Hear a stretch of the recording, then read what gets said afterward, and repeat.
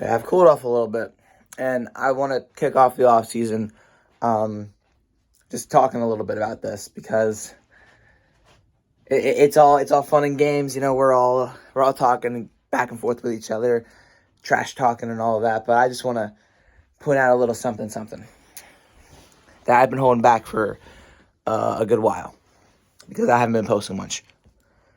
It's not our fault that we got to play the New York Giants in the divisional round.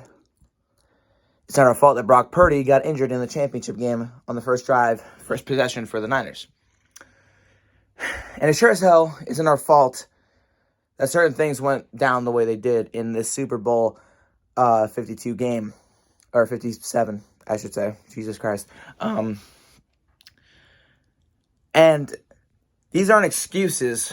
When a lot of people out there in the social media world all can agree they don't like seeing the referees impose their will in deciding a game. Now, whether it's a call or not is one thing, but when it's questionable is another. When you have a former player and an announcer at the game questioning whether or not if that call should have been made given the way the game has been called up until that point, raises some eyebrows.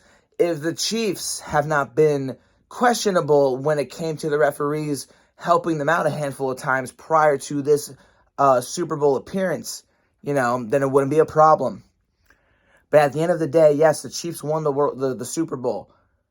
And there's nothing else that we can do to change that, and that's the way it is. That's just what happened. It's okay, We'll get over it. We'll move forward. There's a long off season ahead, and I know it's not going to be easier for either of us, Chiefs or Eagles, but we're not going to go away.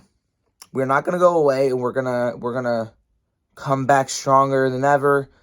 There's still so much of this that we can improve on, especially depending on who's back in the coaching staff. Jonathan Gannon, man, there's a whole video for the defense as a whole. Jonathan Gannon and players. There's a lot to unpackage there. There's plenty to do. Sounds like something's happening downstairs. But yeah, there's a lot to unpack there that we will throughout the rest of the offseason, And at the end of the day, man, it's just the way things go. And we're not the only teams to have to go through something like this, questionable calls being made and everything. So I'm not going to dwell on that too much because there were things that should not have happened, like the fumble, kicking for a field goal in the third quarter. I mean, a lot of things went down that just didn't go our way. And kudos to the Chiefs. They've been to 5 straight championships, hosted 5 straight championships, 3 Super Bowls in 5 years. You get the whole thing. So people can clown all they want. It's all fun and games. They're doing what they should do as fans. But at the same time, it's not our fault that our road to get there was the way it was. And it's not like we went down without a fight. We were leading a majority of that game. When we went down, we came back up and tied it. And we didn't make it easy for the Chiefs to take the lead back to win the game. So it took them to the final seconds. So I feel very good about the offense. I feel very good about a lot of this team. Jalen Hurts, I know the arm, people are questioning it because of the Hail Mary throw and because he ran for 3 and only threw for 1. But guess what, man? 300 plus yards, 4 total touchdowns. I don't give a fuck. And I'm not holding back. I don't give a fuck what people want to say. This man at 24 years old did more than Dak Prescott has done in the past 7 years of football in the postseason, in one postseason, okay? Same for Daniel Jones, same for Carson Wentz and Sam Heineke and Sam Howell. Same when it comes to people like Brock Purdy and Jimmy Garoppolo and so on and so forth. He was playing Patrick Mahomes. Patrick Mahomes is the next coming of Tom Brady right now, okay? He's doing things that Tom Brady didn't even do. So let's calm it down with the Jalen Hurts talk. And I have a whole video that I want to discuss on that coming up very, very soon. That and the defense, man. I have a lot to say about that because, my goodness fucking God, we cannot give this man a break. We cannot let him grow as a person and as a player, and yet he's doing the things that he's doing and he's not getting credit for it because his arm is in question. My man's been to more playoff games than Dak Prescott has been in the past 5 years. He's been to a Super Bowl and a championship game, something that Prescott has not been to, okay? Same with Jimmy G. He's only been to one of them. I'm just saying, man. I'm just saying he outplayed a lot of players tonight. Patrick Mahomes made more plays when it counted, but overall, stat-wise, Hurts outplayed him, and it wasn't all on him. The defense did not show up. That is the fact of the matter, and that's on Jonathan Gannon, Brandon Graham, Hassan Reddick, James Bradbury, Darius Slay, and so on and so forth. It was the defense that let us down, but the entirety of the team fell with them, so it does not matter what people say. And that's the gist of it. I'm going to be getting back into daily content. I'm going to be getting back into a weekly podcast. I'm going to be doing everything in my power right now. After losing this game, I feel so motivated and so...